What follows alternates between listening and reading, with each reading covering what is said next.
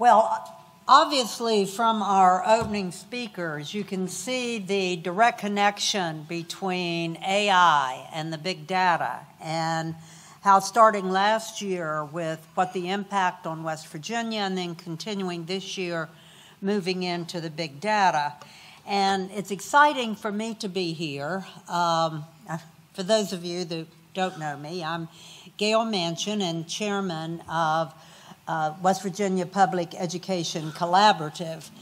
But I'm also, I think, something more important than that. I'm probably one of the biggest cheerleaders for West Virginia and everywhere I go. And so it was very important for me to be a part of the introduction today, and I will do that talking about our statewide assets. But as I begin to talk about our statewide assets, I think it would be the perfect time to recognize some of our public officials that we have in the room.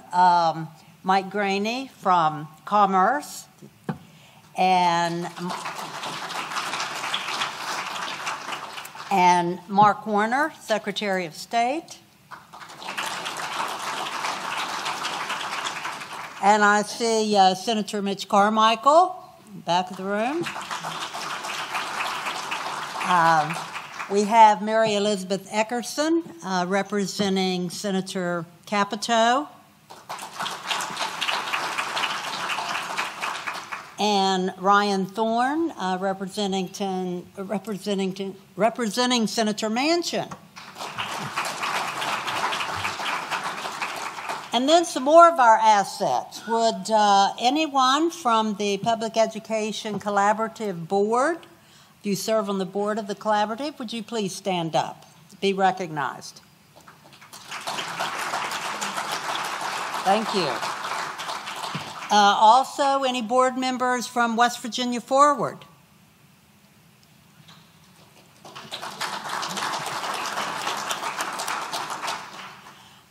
Any of our Benedum trustees?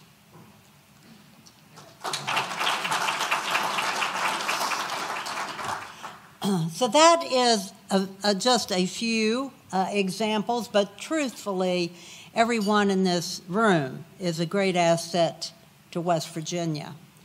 But so often, as West Virginians, I think we fail to recognize some of the really important assets that we have as a state.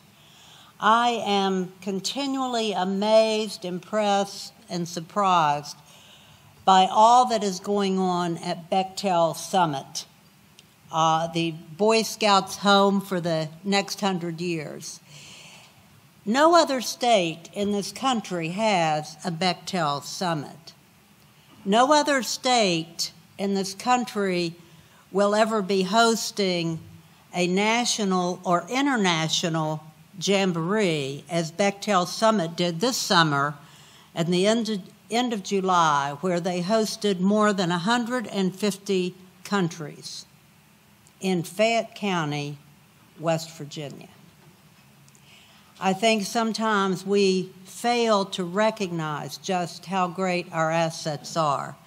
Bechtel Summit, as it continues to grow and inspire, has a STEM cooperative with WVU for education for children across our state to come to camps. Rex Tillerson just opened a new leadership institute at Bechtel Summit for training for adults and students. It is the goal of Bechtel Summit that it will be available 365 days a year as an asset for West Virginians and for people coming in both from around the country and internationally to be able to learn, work, but more importantly, enjoy the beauty and the assets of West Virginia. Another great asset that we have is our work in cybersecurity. We're a leader in cybersecurity in this country, and you will hear more about that from General Hoyer, as you will be hearing more about Bechtel Summit and Big Data from Al Lambert from the Boy Scout Council. but leading in cybersecurity, to where we will be doing training for people around this country. And so it's with great pride that I introduce our next facilitator and panelist that will talk about why big data matters and what are the assets in our state and why that matters to West Virginia.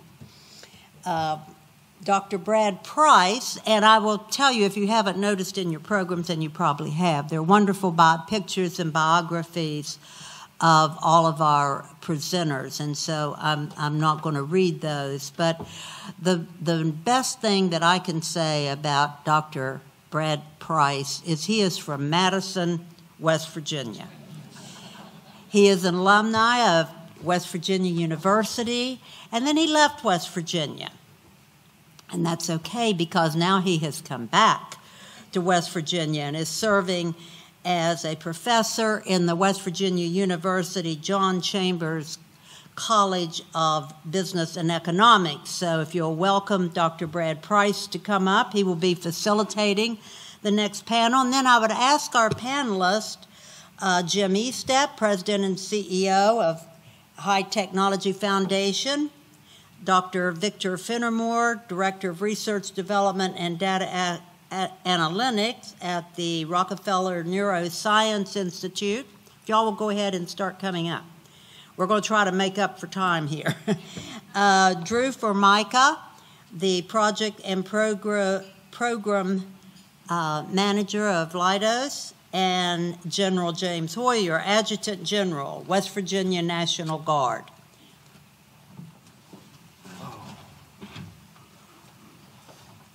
Well, how y'all doing today? As the former First Lady of the state of West Virginia said, my name's Brad. I'm an assistant professor at West Virginia University, and as she mentioned, the most important thing you need to know about me is I grew up about 30 miles down the road. It's always great to be home. It's always great to be in the southern part of the state, and when I had an opportunity to talk about the state assets panel today, I couldn't say no. This is something that brought me back to the state of West Virginia before I left when I left West Virginia originally. Found myself as faculty member at the University of Miami, Florida, living about 400 yards from the ocean, eating seafood every day, really fresh. And then a couple of the dignitaries we have from WVU approached me at a conference and said, "Well, we're starting our own thing in Morgantown. Do you want to talk about that?" And I said, "Are you posting a job?" Yeah, of course. And that's something about West Virginians. We all may scatter, but everybody's eyes are always back home. When can I get there? How can I get there? What can we do to get there? And I knew the great resources we had and the potential that exists in the state. So what I hope to do with this panel today is show you guys the amazing things that are happening here, some of the things we have as possible growth strategies and where we can go from here. This panel may run a little different than what you've been used to seeing in other settings. I'm going to give each one of these gentlemen a few minutes to introduce themselves, because as I tried to type out their introductions, I couldn't do them justice. I really couldn't. They're outstanding individuals, and I think the best people to tell that story is them. Then I have a directed question for each one of them to talk about what their organization and what they're doing in the state of West Virginia right now. And then after that, I've got 4 or 5 questions laid out for them to kind of strategize a path forward. Where do we go next? How can we do, and how can we continue to grow? So without further ado, I'll let General Hoyer introduce himself. All right, I'm Jim Hoyer. I'm the Adjutant General. I represent 6,500 men and women in uniform in the West Virginia National Guard and about 650 civilian employees. We represent about a $550 million a year economic impact to the state of West Virginia. So fairly significant in doing both the national security and our state response mission. I do need to give you something truth in lending up front.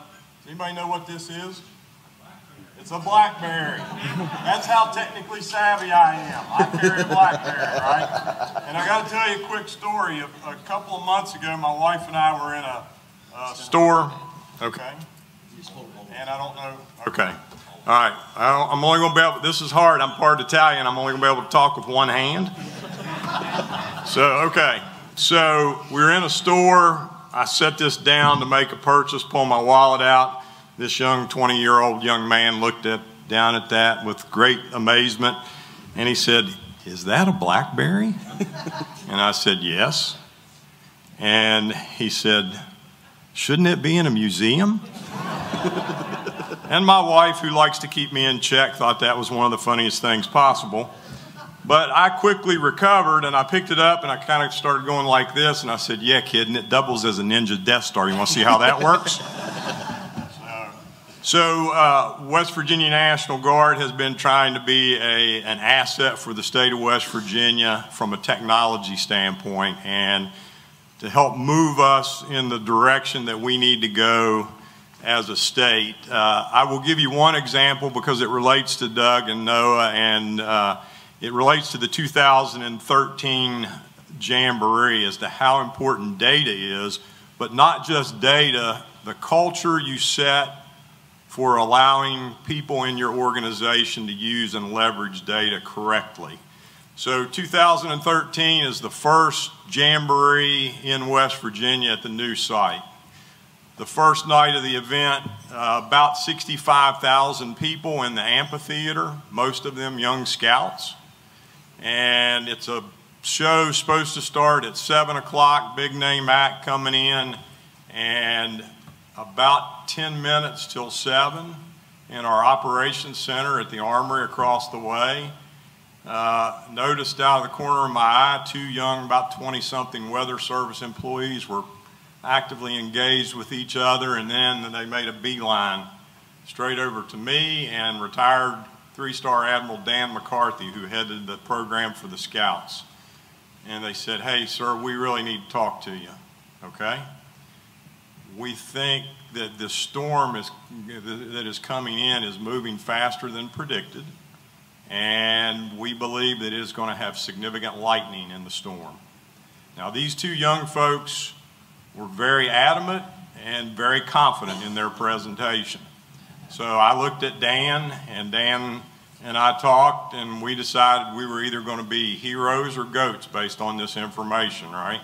So we're going to evacuate 65,000 people out of that amphitheater, and we're going to put scouts in low ground to make sure nobody gets hit by lightning. If no lightning comes, I'm probably out of a job, right? If lightning hits, I'm a hero.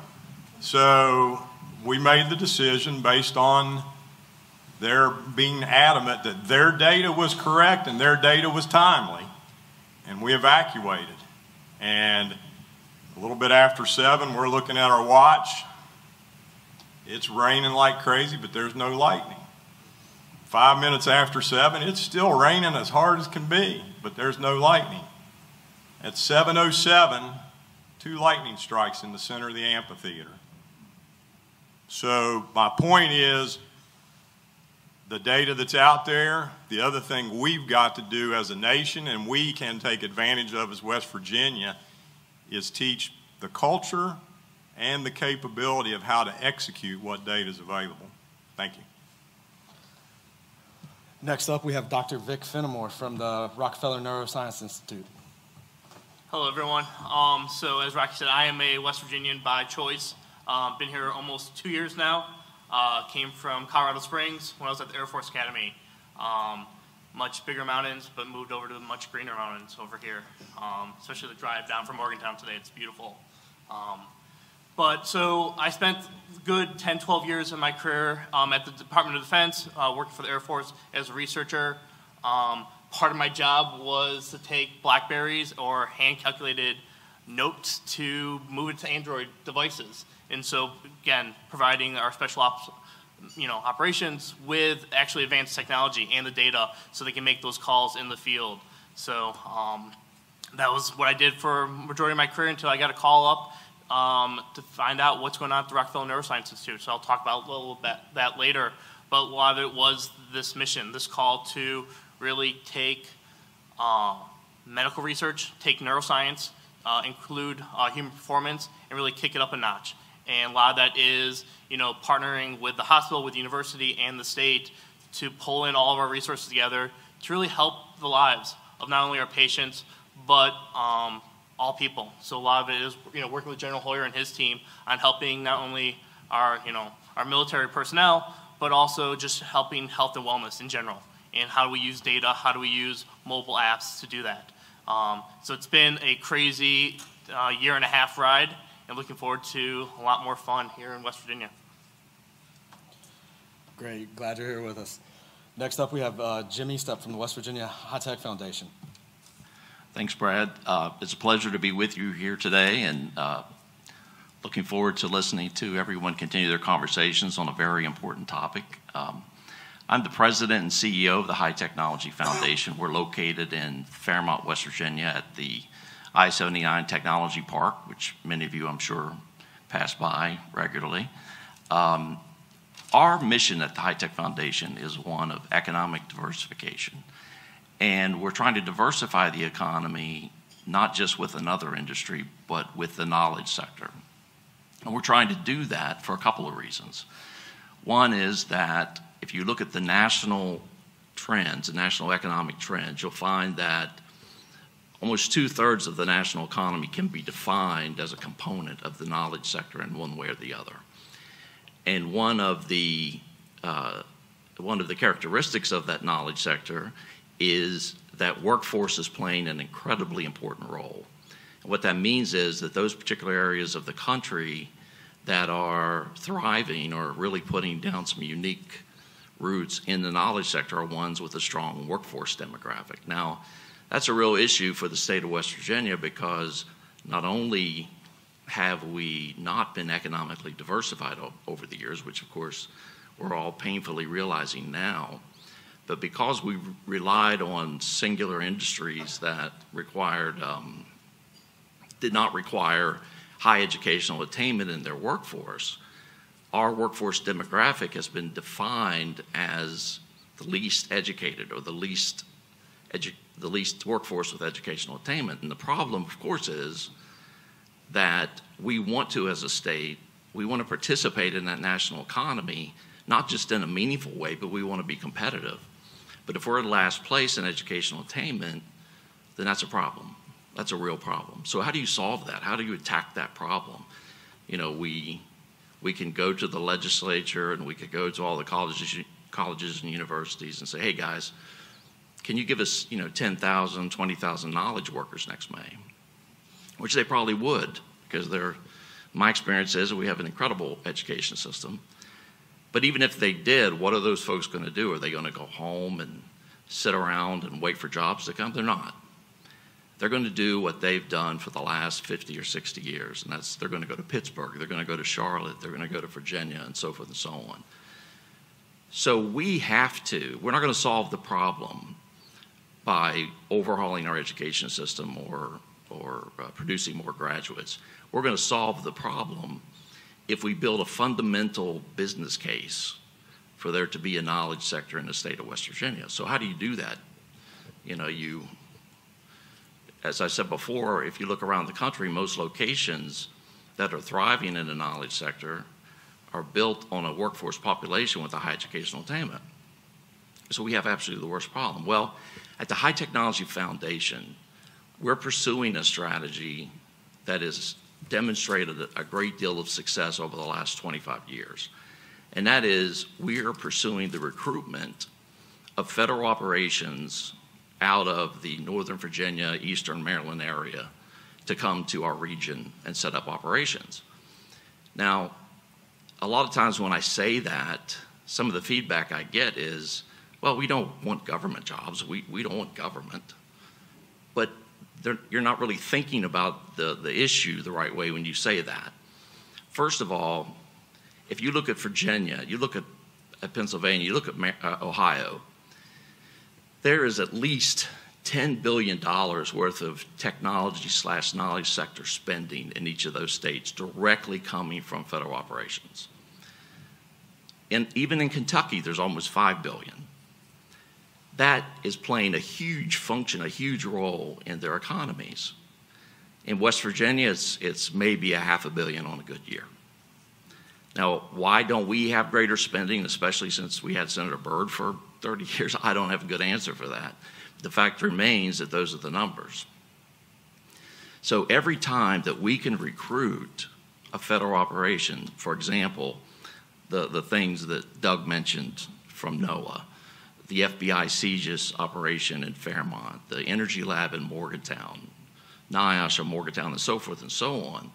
Every time we recruit one of those agencies in that has a technology orientation and puts out on the street billions and sometimes tens of billions of dollars annually in contracting, what in effect we're doing is we're creating a business case.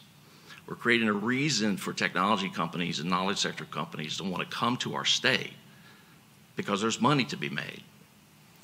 And I've worked with these companies for quite a long time, and I know at the end of the day when there's money to be made, they're going to go where money's to be made. Now, part of the challenge, of course, for us is they come here to do the work and get the money, and they want to hire people to do the work. And we're really hurting in that particular area, as Drew could talk about. But nonetheless, my observation is that every time we add a new federal operation, we get a whole host of new companies, and the companies we have grow. So we must, and it's paramount, that we take full advantage of the recruitment of every federal operation we can to bring to the state, because it will truly, or I should say it's probably our absolute best hope to be truly transformational. Now, let me just add one last thing, if I can, until my finger gets tired here. One last thing is, it's also a unique time in our history because, number one, the cost of operations in the greater Washington, D.C. area have gotten so high that virtually every single federal operation is looking to move out. It's affecting our national deficit even, it's so bad. The other issue is that so much federal operation has clustered all around Northern Virginia and Eastern Maryland that it's become a national security concern. You know, we live in a time, unfortunately, where, God forbid, someone could explode a dirty bomb in Manassas or Fairfax County or someplace like that. That would seize up our federal governments to levels that would exceed 9/11. So these federal operations are pushing west, and we absolutely, positively have to capture as many of them as we can. And I would say this, when you think about an agency that may want to relocate out of the greater DC area because of these issues, think about the practical ramifications that they have to deal with. For example, if you have to relocate from Reston, would it be more palatable to you to relocate to Kansas, or more palatable to you to relocate to, for example, north central West Virginia, where you can still participate in the Northern Virginia world? So we have a unique geographical position to go along with the other things. So that's at the core of what we're doing at the High Tech Foundation. There's a lot of components and pieces that go into making that all happen. And I'd invite you all to stop by anytime or attend one of our events. Thank you. Thank you, Jim. Next up, we have Mr. Drew Formica from Leidos. Hi, everyone. I'm really happy to be here. Appreciate the invitation. I'm a native West Virginian. I'm very happy to be living in the state, earning a wage in a high technology job, something I didn't think that I'd be able to do growing up. As Jim said, I always thought I'd have to move to Charlotte or Pittsburgh or go somewhere, and it's sort of my mission now, at least within my company, Leidos, which is a science, technology, and engineering firm, to promote technology jobs in the state and make folks realize that you don't have to leave the state to have that type of career and stop what President Gee always refers to as the brain drain. I'm a computer science nerd, if you will, by training, so much more comfortable behind a keyboard than a microphone. But I appreciate everyone being here today, and I look forward to the conversation. Thank you guys for being here. We really do appreciate it. As you can see, I told you when I came back to West Virginia, I knew what assets were here. I knew what was here, and we have to do a better job of publicizing what's here and how we can utilize it and all those different resources. There's a ton of potential just sitting on the stage, but I look out in the audience and I see difference makers. You know, I'm looking right at her right now, but Sarah Biller's sitting back there, and we just stole her out of Boston for the new Vantage Ventures piece of the John Chambers College of Business and Economics. There's all of these great things happening inside the state of West Virginia. And so where I want to focus next is what each one of these individual organizations are doing and how they're kind of approaching it, what their cultures are. So Jennifer Hoyer, this first one comes to you. You mentioned the culture of data and the insights you have, and the Guard is really one of the leaders in the state in data, technology, and cyber. And from discussions I've heard you have, wants to stay that way. So can you kind of walk us through some of the initiatives that are going on and where you want to grow and how you see it moving forward and impacting the state? Yeah, so one of our most significant initiatives so far comes out of a requirement in the National Defense Authorization Act of 2017, which required the Department of Defense to do a cyber vulnerability assessment on key assets within the federal government that are used to defend the nation. So that task got pushed from Cyber Command, or what's known as Cybercom, down to the various service components. On the Army side, Army Cyber. The op tempo of the cyber force right now, just to deal with the threats that are occurring to us nationally as it goes right now, are so significant and so intense that Army Cyber said, we don't have the bandwidth to take this on. We can't do it. So we found out about that, determined it was a target of opportunity for us here in West Virginia, and we raised our hands and said, hey, we'll take that mission on because we currently run the critical infrastructure vulnerability assessment programs for the Department of Defense and the Department of Homeland Security out of the West Virginia National Guard. We have about 50 full-time employees that do that work. So what that led to was us stepping up and saying, we'll figure out how to do it. We built the model. Some real smart young West Virginians built the model of what the training requirements needed to be, what the programmatics needed to be, and we pushed that out. And using some of our higher education institutions, we started developing training primarily using industry standard certifications as the benchmark for that. And from that, we have hired 21 full-time National Guardsmen. They're out doing vulnerability assessments, not just across the United States, but across the world. I know that for a fact because one of those happens to be my youngest son. He spent his last 2 trips in Italy and Guam. He's going back to Europe again. He's got more travel miles than I ever thought about having.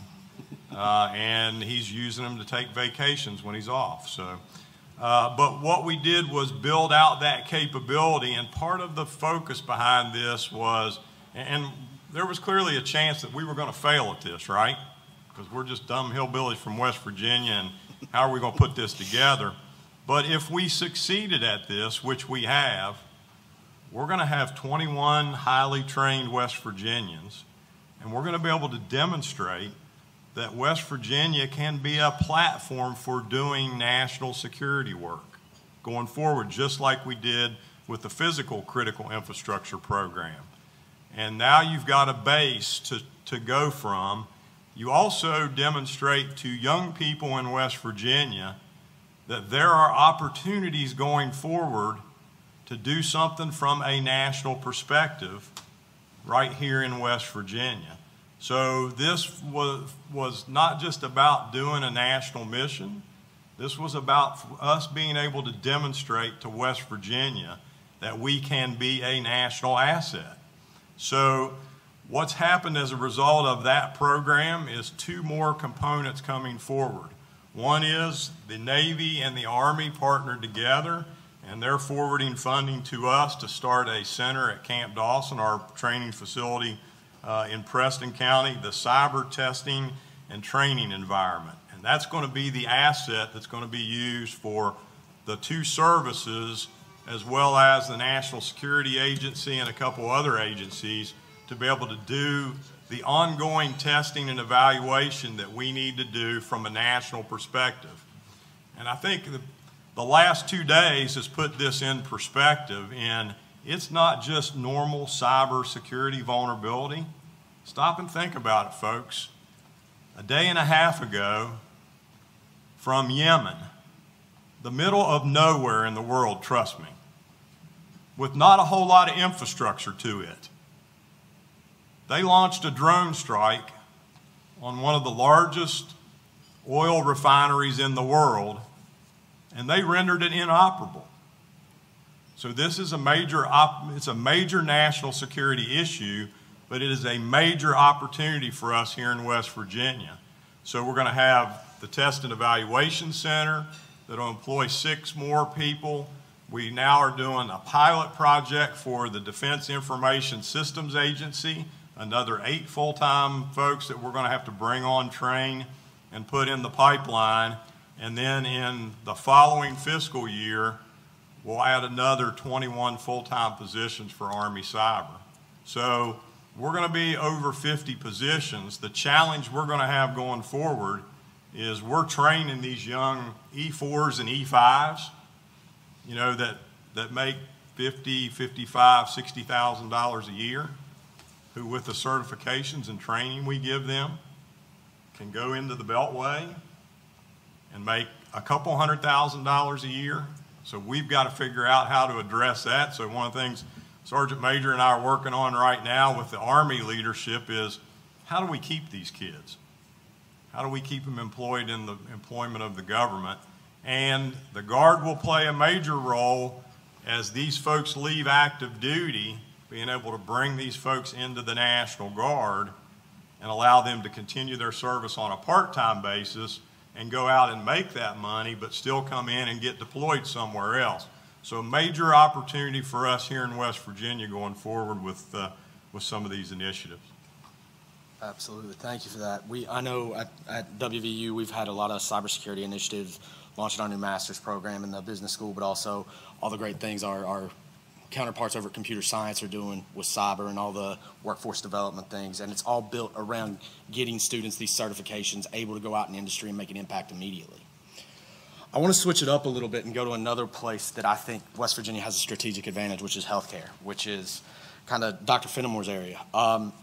You came 2 years ago, and since then the R&I has gone under just this major transformation and actually has become an international leader in medical innovation and technology. And from our discussions, a lot of that is data and technology driven. So can you give us some insights to people who may not know of the culture and the background and what actually is going on at R&I as it relates to data and innovation?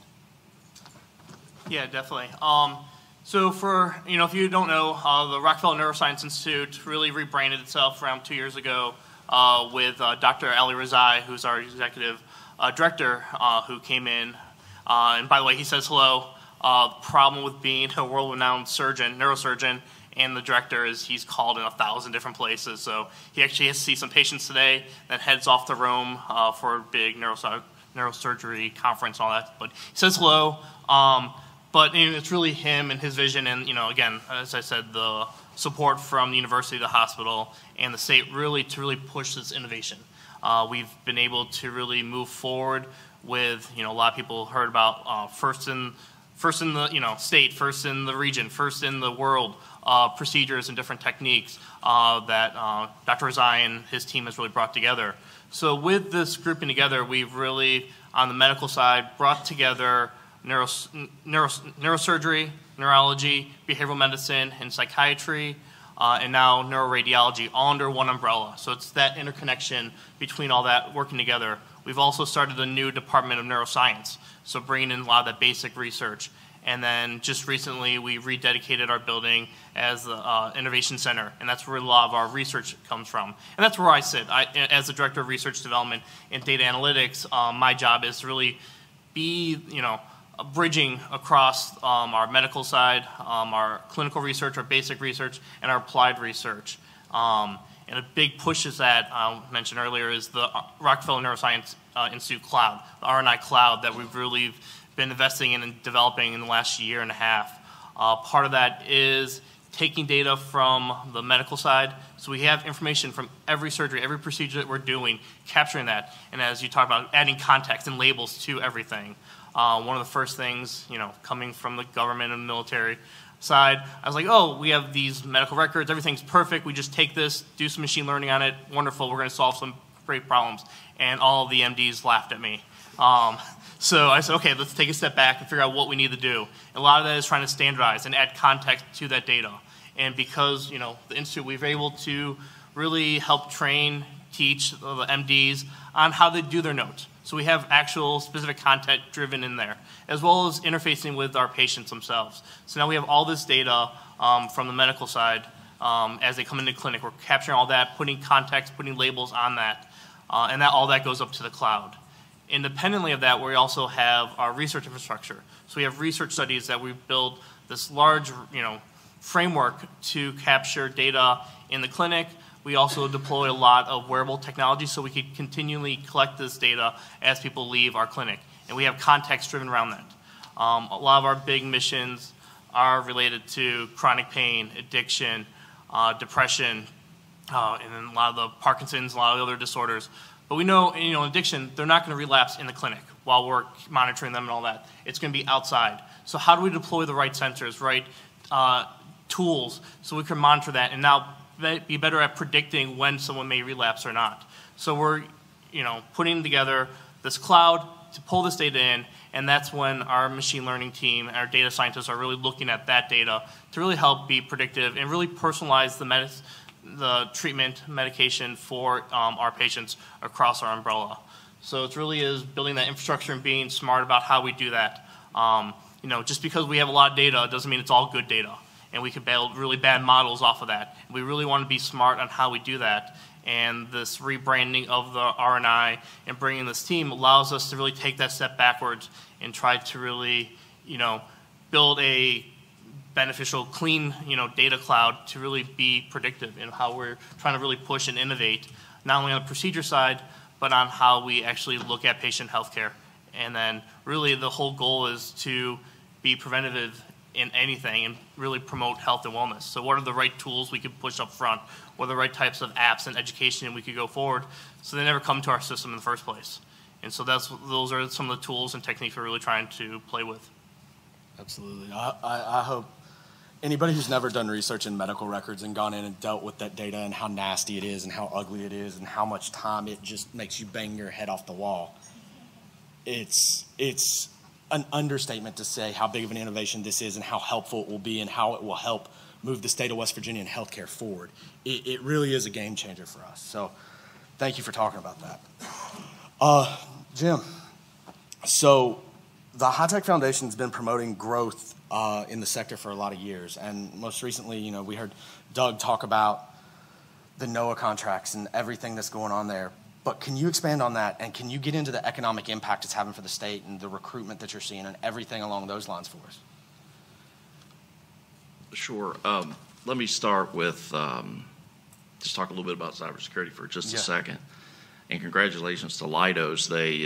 They won the contract from Commerce to was it $100 million? $100 million contract to support the not only the NOAA Security Operations Center that Doug talked about, but also the Commerce Enterprise Security Operations Center there in Fairmont.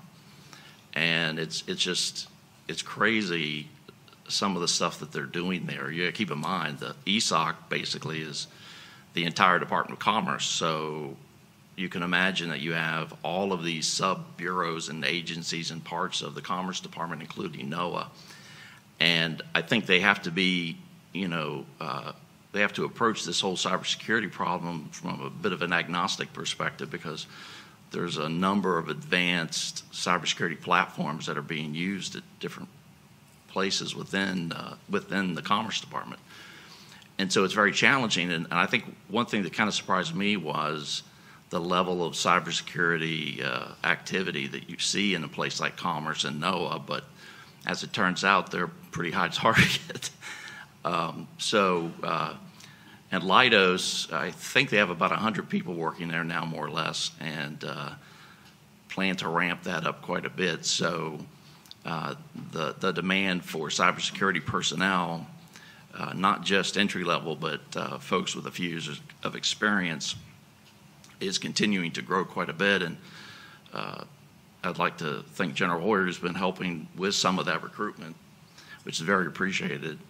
And of course, I'm thrilled to have Commerce, and no, I was so happy when Doug was able to join us today, because that and the other activities that NOAA and Commerce has chosen to invest in West Virginia are truly important and potentially very transformative to everything we're trying to do. So I'm very appreciative of that, as the rest of the state is, I'm sure. Doug had mentioned several programs that they're involved in that I think, Brad, is what you're talking about. One of which, of course, is the satellite ground station for the GOES program. Another one is the satellite ground station for another satellite program called the Joint Polar Satellite System. And for example, the GOES satellites, which they're launching, I think we've launched 2 so far, these are some of the most advanced satellites that have ever been put in space. And they're collecting at least 40 times the amount of data that the old ones used to. And they're what's called geosynchronous, which means they set, one I think sets over the East Coast, one over the mid-United States, and one over the East Coast or the West Coast. I think there may be one more in that constellation, but they collect all the climate and weather data for this hemisphere of the planet. That's a lot of data. The Joint Polar Satellite System, those satellites actually orbit the Earth from pole to pole every day. And so those 2 data collection programs alone are just off the charts.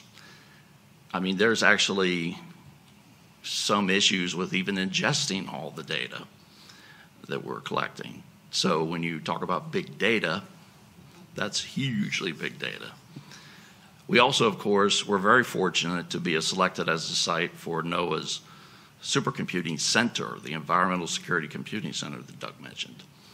And as he also mentioned, we have a couple of systems in there, I think 2 5 petaflop systems. So when you're talking about very powerful supercomputing, West Virginia can stand up alongside anybody, really, and say we're in that game.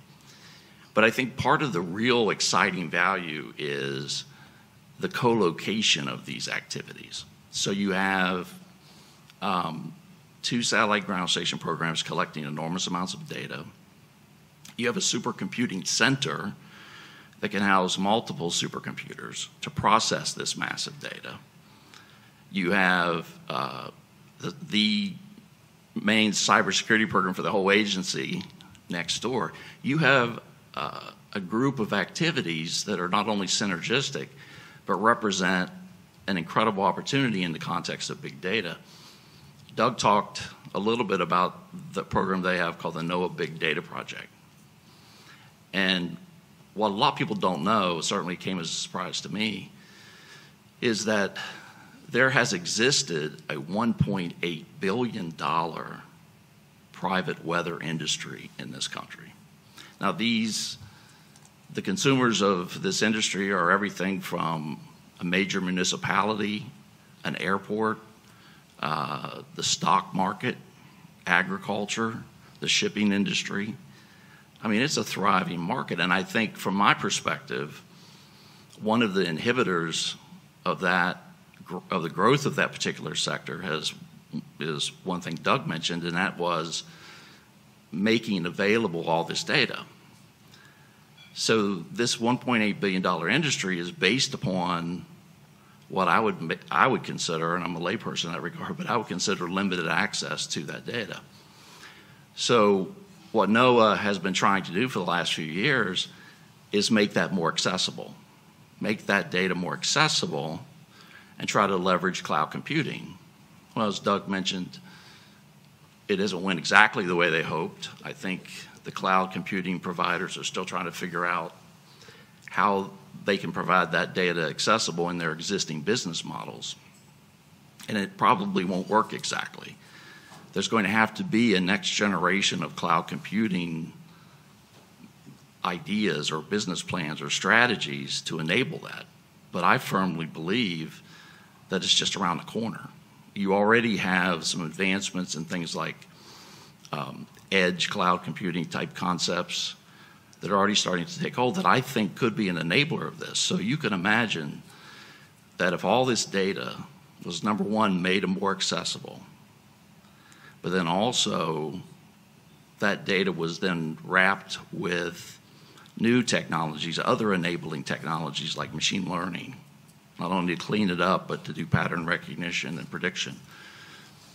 You could turn a $1.8 billion industry into a $10 billion industry overnight. Now, what's really exciting to me in that regard is that these key programs, the 2 satellite ground stations, the supercomputing center, and so forth, they're sitting in West Virginia, in Fairmont, West Virginia. So we have an incredible opportunity right in our backyard to maybe even define the landscape going forward of, the next generation of weather-related economy. If we focused, for example, many of our entrepreneurs, our innovators in the state, on this specific problem set and gave them some domain knowledge of what this weather data is and what the existing industries are, and they said, hey, figure out, think about this, be innovative. Brad and I have been talking about, for example, a business plan competition at the school that was a senior project where, we took the senior class, and what if we did that to every school in the state and said, hey, here's some domain knowledge on this particular industry. What can you come up with? Maybe bring in some venture firms to provide some funding for awards and things like that. I mean, if we can mobilize enough resources and really exploit the opportunity, then we could find ourselves on the ground floor of a couple different evolutionary big data related activities. Now, NOAA and the Commerce Department and other agencies are putting a lot of resources into how to make that work. Doug and I, and really the whole CIO's office from NOAA visited Tom and his entire team up at Carnegie Mellon a few weeks ago and had wonderful strategic thoughts about how that might go and so forth. So this represents, in my opinion, not just a big data opportunity for the state of West Virginia, but this is a big data opportunity that anybody in the United States would want to be a part of. So I'm excited to see where that goes, and I'm really hopeful that we see a lot of participation from the universities, from the state, and other groups that want to try to take full advantage of it. Right? Thank you. This is one of those things that I think everybody has to understand is around all this tech and around everything, there's always a business proposition. There always is, how is this going to help an organization? How is this going to help a firm make money? How are they going to be able to turn this into something accessible? The tech's really cool. I'm a tech geek and a math nerd. I promise you guys that. I'm the most boring person in this room, but I love the tech and I can play with it all day. But it doesn't matter unless you can actually turn it into revenue for somebody, or you can turn it into impact. That's part of the reason, an old boy like me from Madison winds up in a business school teaching with a stats degree. It's because what we're trying to put on business students is you need to understand the tech side. Just like with technical students, you need to understand the business implications of what you're doing. Many organizations fail with this stuff because they never connect the two. They always develop the tech, or they just look at the business case and don't have the skill set. We have to be able to merge them, and I think that's what's kind of the key forward, and that's what I think all of these organizations do so well. That brings us to our last speaker, last but not least for sure. Drew, Leidos is one of the top tech firms going right now. I feel like every one of my students wants to come work for you. But for those who aren't familiar with Leidos, can you talk a little bit about the business model, the operations here in West Virginia, and what's going on? You guys have had such amazing growth, especially with the new facility coming online in Morgantown. I think everybody needs to hear a little bit more about that type of stuff. Sure, thanks, Brad. So within North Central West Virginia, all 4 verticals of Leidos' business are represented: defense, intel, civil, and healthcare. Primarily, we have offices in Bridgeport, Fairmont, and Morgantown. I can speak more readily to the office in Morgantown and the growth that we've had there. Since 2014, we've grown exponentially from 14 engineers to about 170, primarily driven off of, to Brad's point, partnerships with the university, their willingness to amend and relook at curriculum to better prepare those students to participate, in what we call in Morgantown our software center. That has been a driver, has been willing participants within the community, whether it be year-round internships, going back to school programs. We've found ways to continually engage our employees and attract students. We are building, whether it be command and control systems for the Air Force to manage things like airspaces for the AOC, or healthcare products that we're building in Morgantown to better deliver quality care to patients. We are playing in multiple spaces across a large corporation with many locations throughout the world, but we're here in little, West Virginia. And we talk about big data, and a lot of us have spoken about the cloud. That's a game changer for us. Location doesn't necessarily matter where you engage your business. Now, to Jim's point, we should definitely go after those federal opportunities, within the state. Some of our programs are federally funded, and some of them are commercially based. But I don't have one customer in West Virginia. I believe General Hoyer was speaking about locality. Where we're situated, we can get over to the National Capital Region very easily. Daily flights to D.C. out of Morgantown. I can get up to Pittsburgh. So I can get people in and out of our location without dealing with the Beltway traffic. Brad, you asked about growth and what we're doing there. It's really a promotion both to keep the talent. So how do you keep talent in the state when you're dealing with the Googles and the Amazons of the world? Look at what our state has to offer that cities like San Francisco, Seattle, and New York are fighting. My commute is 15 minutes a day, pretty normally, unless the students are having a bad day, and then maybe it's 20 minutes. Quality of life. From a business perspective, we're not paying national capital rates for software engineers, but we're paying very, very good salaries and able to provide a quality of life to our employees that is not readily accessible in the larger metro areas. And then the last thing that I kind of end on, and it's something that I'd ask everyone in this room to help promote the state. General Hoyer kind of alluded to it. You hear about the 3 H's of West Virginia from folks that don't know anything about us. That our hills, our haulers, and our hillbillies. But what really comes across when you get business leaders engaged and they come to town and they work with our teams are 3 other H's. It's our humbleness, our hospitality, and our hardworkingness. Our staff continually impresses our customers and our corporate leadership. I was actually speaking with one of the attendees today. Her son is one of the local leaders at our office, and he's a native West Virginian. He's been in Morgantown his entire life. I believe he's 25 years old. One of the hardest working individuals that I know that's helping to lead and grow our business.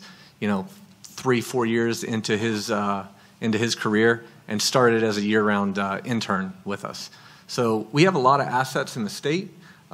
We don't need to lose them, and we need to do a better job of promoting why industry needs to look, to our geographical area to build their business. Awesome. I will say the first chief data scientist position I've seen posted in the state of West Virginia showed up at Leidos about a month ago, I think, for one of the Department of Energy contracts. So that's a big step. I mean, that's a first for the state. Those don't come around often. There's not many of those. That's a big thing to want to be hosted here. And there's a lot of other amazing tech organizations that exist on that 79 corridor that are doing great things. I see a lot of the representatives in here from that area and throughout the state in general. One of the things I will say is I've worked with a lot of students at a lot of different schools in a lot of different capacities. I'll put our top students up against anybody in the country. We're good, I promise you. We do really, really well. These guys go out, they make major impact. We've got to keep the talent home. We got to keep letting other people have it, develop it, and learning to keep it. You talk to any one of my students who have left, whether they're in Philly, New York, Boston, Charlotte, LA, Houston, Orlando, Calgary, they're looking back. Hey, what's that opening? Do we know anybody there? If you have those positions, I promise you there's talent from West Virginia that wants to try and fill it. You just have to open them. You have to expand.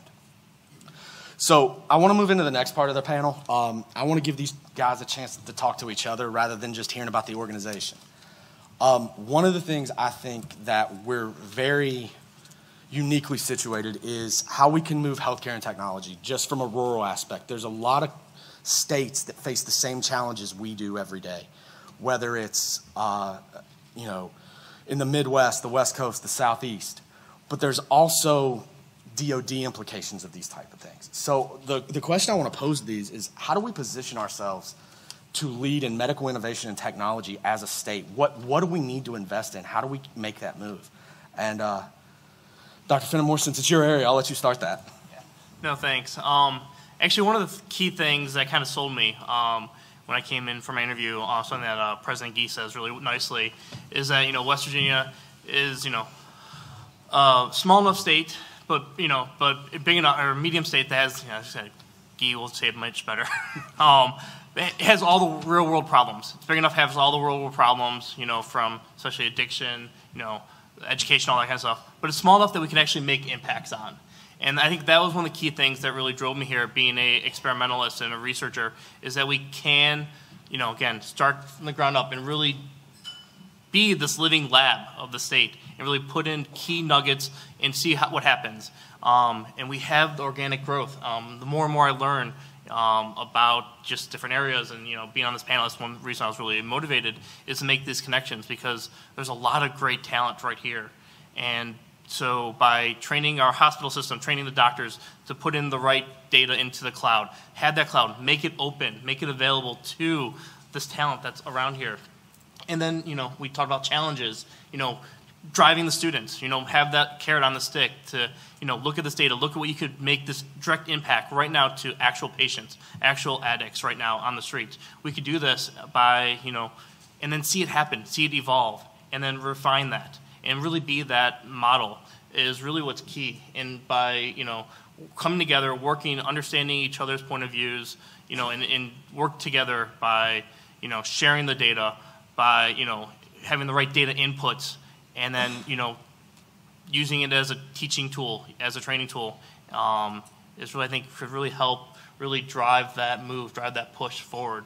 Because it's real data, it's real lives, it's real impacts that we can really make.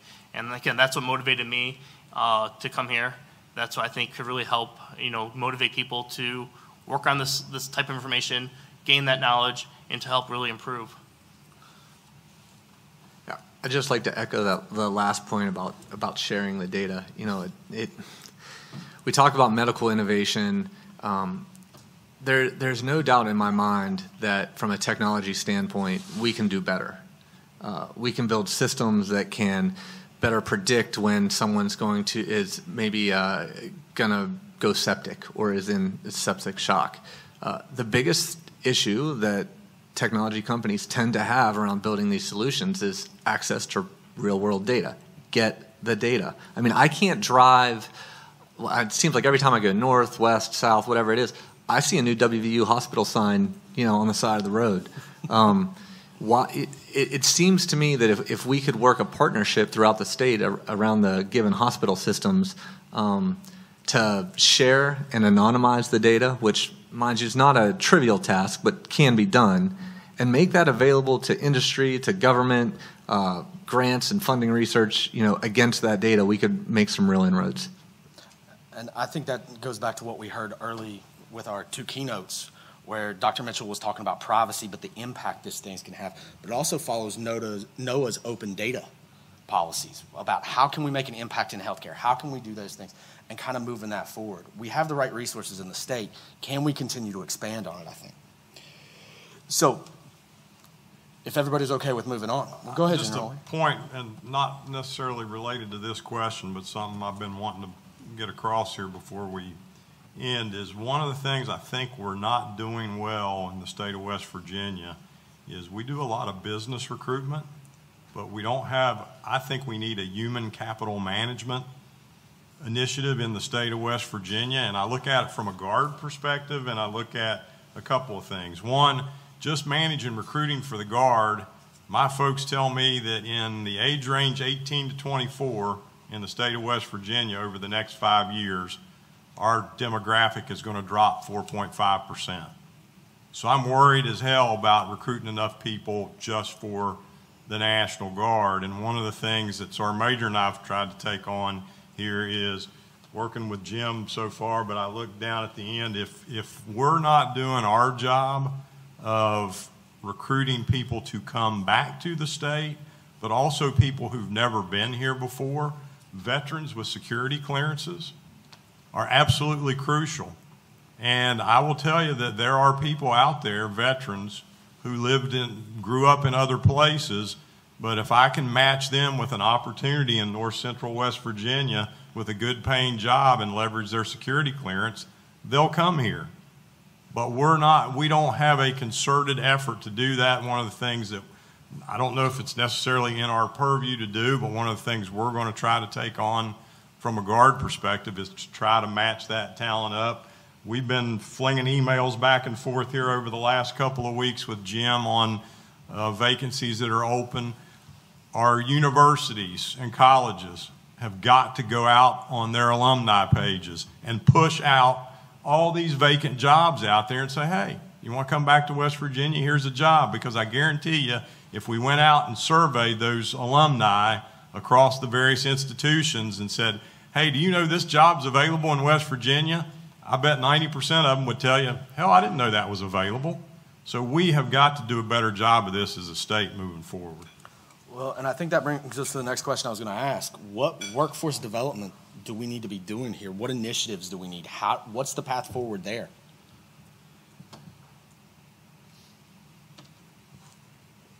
Well, since I didn't say anything on the last question, I'll start this one off. Workforce, you hit the nail on the head, General. Workforce, in my opinion, workforce recruitment is probably the single most important thing that we as a state have to be involved in. And it's not necessarily an easy undertaking, but there's definitely things that we can do. The idea of having a structured, organized system in place where we're providing job openings from any company who wants to participate to alumni associations and asking those alumni associations to push out to their alumni base these openings, it would be a wonderful effort in that bigger picture project. And you know, that's going to touch people that aren't necessarily looking for a job. It could be someone who would love to be back here or be here or working if they understood that we have a relatively robust job opportunity environment. One thing that we've talked about many times, especially up in north central West Virginia, has been the handicap or issue of security clearance. Many operations within the federal government are requiring at least a secret level security clearance, which creates a problem for many companies because, you know, if you don't find somebody to recruit that already has the clearance, then you may have to hire them and carry them for a period of time till they get their clearance so that you can charge them on a project. And, you know, it's challenging enough if it takes a year for somebody to get a secret clearance. But, for example, the FBI, they require top secret, and that could take a couple of years. And that's a real problem for small business. So if you think about populations that, you know, that we can recruit from, the first thing that comes to mind, of course, is the Northern Virginia, Eastern Maryland population. By the nature of the kind of business they do over there, there's probably a larger percentage of the workforce that has a security clearance. And if we were to launch some kind of initiative where we just blanketed that region with information about all the jobs that we have available here and maybe specifically target expatriates, those who grew up here and left the state because they didn't, they couldn't find a job or they didn't feel like they could pursue a career, and just do that aggressively. There's all kind of technologies that can be brought to bear to do that. For example, geofencing technology, which is a way of specifically targeting buildings or regions or whatever when folks are on social media and looking through Google and everything. You could do it that way. It's critically important. Another idea is, and we've actually talked about this quite a bit up in North Central West Virginia, and that's, trying to get the parents and grandparents and aunts and uncles to call their, family members that are all over the country and say, hey, you need to check out some of the jobs that are opening up around here. You could come back here and work and pursue a career and so forth and so on. We've affectionately referred to that as the Granny Network. But I think if you went to all the, for example, if you went to the news stations and the local televisions and asked them to run PSAs, that could be very powerful. So I think there's all kind of initiatives that we can pursue to recruit, and I think it is the most important thing that we have to do. Just to add on to that a little bit, the alumni network is probably the big one that we need to look at. I can't tell you how many times I've run into so-and-so like, oh, my friend's out west and they really want to come home and they don't know what's available. We're definitely could tap into that, tap into veterans. But what about the folks that have never thought about coming here? It's always good to get some new blood. For every new connection you make, how many more people are they going to reach out to? There are a lot of folks that are looking to move out of the big cities, and there are certain cities across the country that are offering different types of incentives to come work here, work in our city remotely. And there, I don't know the exact financials of the programs, but it's $10,000 a year stipend or a 20% tax credit towards your student loan debt. I mean, you look at student loan debt being one of the biggest things that folks are carrying nowadays. Hey, come to our state, enjoy our beautiful outdoor activities, and work remotely, and pay off your student debt as you go. Hopefully they're here, they bring their family, they realize how great of a place it is, to live, and we have more West Virginians, and we grow our network that way.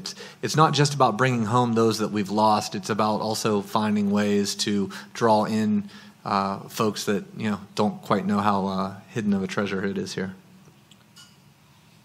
Absolutely. I think one of the things our colleges and universities have started doing is with our online programs, it gives a place for people who are currently in the workforce to get new skills and retrain and do those type of things to fill some of the open positions, because not everything can be filled by a 23-year-old straight out of school, right? You have to have some experience. You have to have those clearances. And with the opportunities the Guard provides and things like that, that's a big place for growth, I think. This is going to be our last question, but I think it's one of the more important ones. We've heard about some of the things going on in North Central West Virginia, but more from a holistic state point of view. What resources, infrastructure, talent, or any that I'm missing make West Virginia a good place to come and invest for the tech industry? And what are we missing? What do we still need to invest in?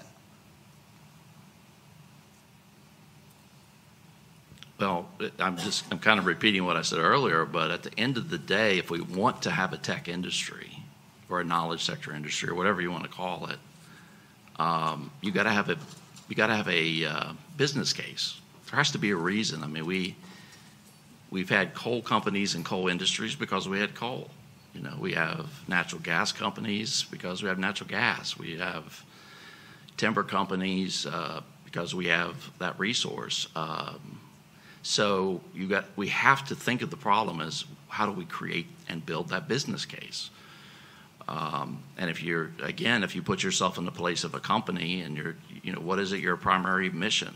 It's to make money. I mean, that's what you're in business to do. And you may love technology and building stuff, and that's all good and well, but at the end of the day, you got to make money. And, one of the other big resources is workforce, and we already know that we're in the hole on that one. So whatever we do, whatever strategy or ideas we come up with, it has to be what business case can we create? What business case can we build to make this industry want to be here? And at the High Tech Foundation, our objective is to recruit these federal operations in because there's an opportunity to do so, and that adds to that business case. So whatever other prongs of the attack that we follow, it has to be rooted in that building that business case at the end of the day.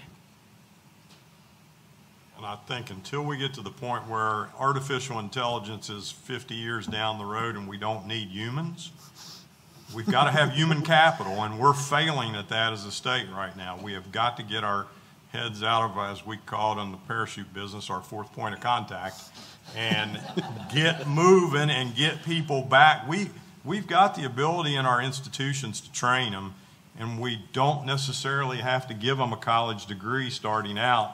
Industry standards certifications are the key right now, and make those as building blocks to degrees long term. But until we get the people back, we're not going to build a technology industry.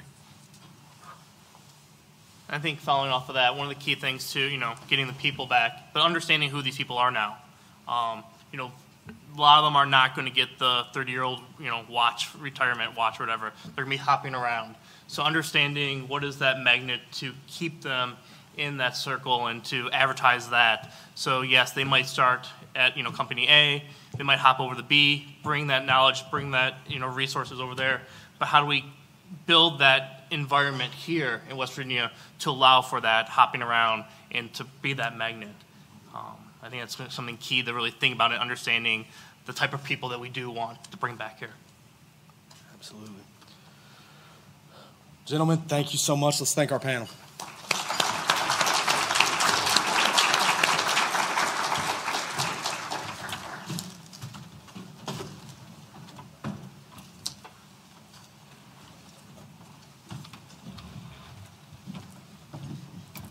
Well, that was a lot to take in. Hi, I'm Mary Hunt. I'm a program director for community and economic development for the Benedum Foundation. And I get to announce a break. Hey, so I'll be the most popular person in the next 15 minutes at least. We're going to move our break around a little bit. Before we do that, I'd like to recognize that we've been joined by Delegate Terry Waxman of Harrison County and Delegate Amy Summers, the majority leader from Taylor County. If you could wave and welcome, and we're happy to have you. Are there any other elected officials here that who have joined us that we have not yet recognized? I'd like to call you out for being here. All right, that's okay. Well, thank you, and we're going to reconvene at 2:15. So please go back. We're going to be talking about entrepreneurship. So it's going to be and hear from some real entrepreneurs here in West Virginia. So come on back, join us in 15 minutes. Thank you.